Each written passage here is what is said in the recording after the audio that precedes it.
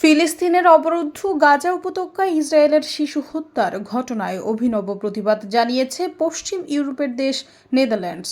খোলা চত্বরে হাজার হাজার খালি সাজিয়ে নিহত ফিলিস্তিনি শিশুদের জন্য প্রার্থনা করছে রাজধানী আমস্টারডামবাসী। গাজায় ইসরায়েলি আগ্রাসনের ১০০তম দিনের প্রাক্কালে শনিবার যুক্তরাষ্ট্র, যুক্তরাজ্য ও দক্ষিণ আফ্রিকা সহ বিশ্বের প্রায় ৩০টি দেশে বিক্ষোভ সমাবেশ অনুষ্ঠিত হয়। তারই অংশ হিসেবে এদিন নেদারল্যান্ডসের রাজধানী আমস্টারডামে গাজায় ইসরায়েলি হামলায় নিহত ফিলিস্তিনি শিশুদের স্মরণে হাজার হাজার জোড়া জুতার প্রদর্শনীর আয়োজন করা হয়। রোববার গাজায় ইসরায়েলি আগ্রাসন ১০০তম দিনে গড়িয়েছে। এখনও উপত্যকা জুড়ে বোমা বর্ষণ করে চলছে ইসরায়েলি বাহিনী। হামলায় শেষ খবর পাওয়া পর্যন্ত প্রায় ২৪,০০০ নিরীহ ও নিরস্ত্র ফিলিস্তিনি নিহত হয়েছে, যার মধ্যে শিশুর সংখ্যাই ১০,০০০। গত ১০০ দিনে নিহত এসব শিশুর স্মরণেই প্রতীকী জুতা প্রদর্শনীর আয়োজন করা হয়।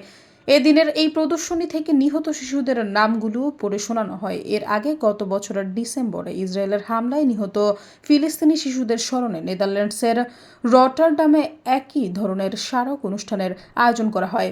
এর আগে গত নভেম্বরে দক্ষিণ কোরিয়ার সিউলের রাস্তায় ২,০০০ জোড়া জুতা সাজিয়ে রেখে ফিলিস্তিনিদের প্রতি সংহতি জানান দেশটির একদল অধিকার কর্মী। সেই সঙ্গে গাজা উপত্যকায় যুদ্ধবিরতির দাবি জানান তারা। সৈয়দা ফারিয়া, সমযোগ।